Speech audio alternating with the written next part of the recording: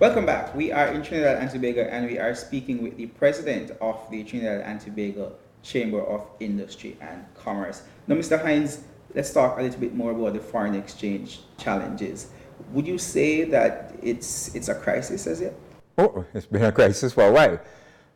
It's a crisis on a number of levels. The reality is that the Trinidad and Tobago economy is heavily dependent on imports. There's a degree to which that's unavoidable, but there's also a degree to which the economy has developed an appetite, if you will, for imported goods, even in some cases where we may be able to produce the goods locally. But it is equally true that even the sectors that are capable of producing for export oftentimes have an important import component to what they have to do. So the reality, therefore, is across the board, most of the firms requiring foreign exchange, and while I'm saying firms, because we're talking about it as a challenge to the business community, the reality is a challenge across the board. It would be a challenge for people who are paying to support children at university. It's a challenge for people, not just the business community.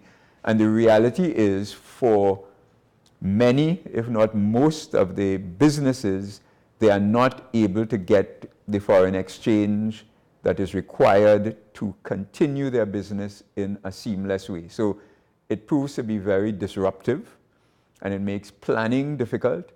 It's problematic in terms of being able to fulfill your contractual requirements. So people experiencing strains in long-running business relationships, because oftentimes, though you have the TT dollars to pay your overseas bills, you are still not in a position to pay those bills. Are people hoarding the US dollar?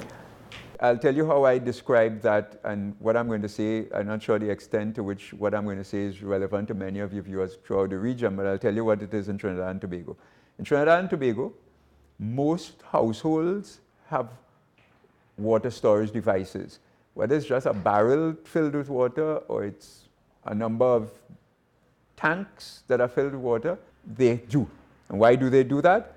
They have that because you cannot rely on water running in your mains 24/7. So people don't hoard water.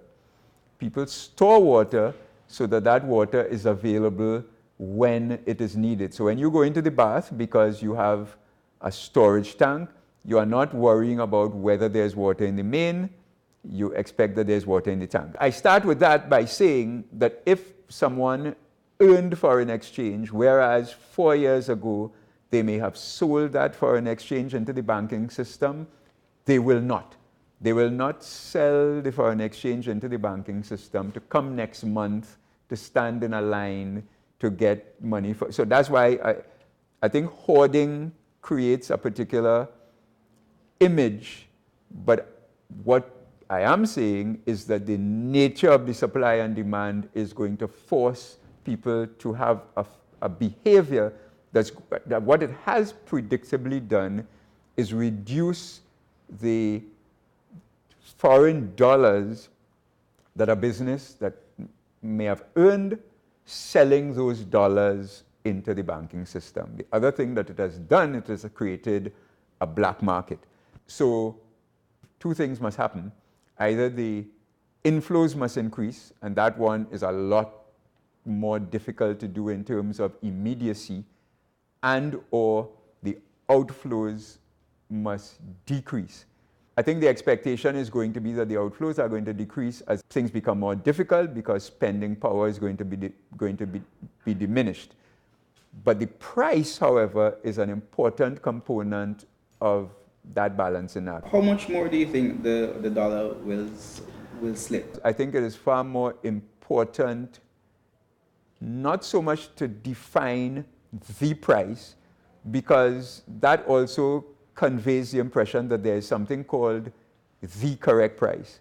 I think it's more important to think that it has to be managed in a way where the price is able to move as the economic environment dictates. And I don't think, well, certainly speaking for the chamber, we're not suggesting that there should be a free float and there's a complete open market, and if it reaches X, that's fine. If it reaches Y, that's fine. We're talking about management. And the point that we're making is that in the long run, management allows for a degree of predictability that not managing it, well, let's say holding it at an artificial level may give rise to a situation at some point in the future where what needs to be done to redress the imbalance is simply something draconian. And we're saying the way to avoid being forced to do something draconian is to do something in a more managed way right now. So whether managing it that way will make the price $8, whether it will make it $8.50, whether it make it $9, and over what time frame, I don't necessarily want to predict some such price. What I would say is the longer we hold it at an artificial rate, the greater the likelihood that what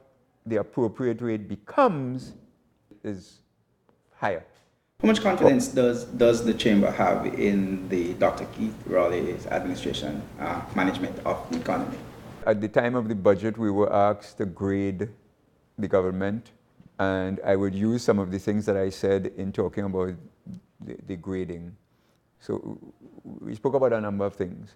One of the things that I said then was that at the level of communicating the nature of the problem that we face, they probably gain a relatively high mark, because on many occasions they've actually sought to address with the population the extent to which revenue has fallen, the extent to which foreign exchange earnings have fallen, the extent to which the oil and gas production has fallen, and all of the impact on the economy and the need to do something. So I think there's been a fair degree of communication to the public in terms of having stabilized the economy. By stabilize, I mean not allow the economy to go into free fall.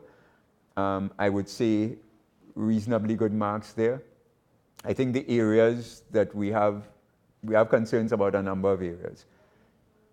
The transformation agenda has not had the same weight as the stabilization agenda. So and the management of the exchange rate would be one of those areas where we feel there's an inadequacy in the response.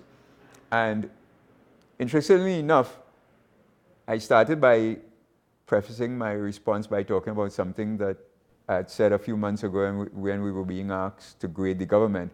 But as I'm hearing myself now, I'm actually reflecting on something the IMF's review, and many of those things are the very same things that you heard from them, that they commended the government on the stabilization, but they equally were critical of the management of the exchange rate. So some of those things are common in our view in terms of what the government has done well and what we think a lot more needs to be done. All right, so when we come back, we want to talk a little bit about crime and tourism.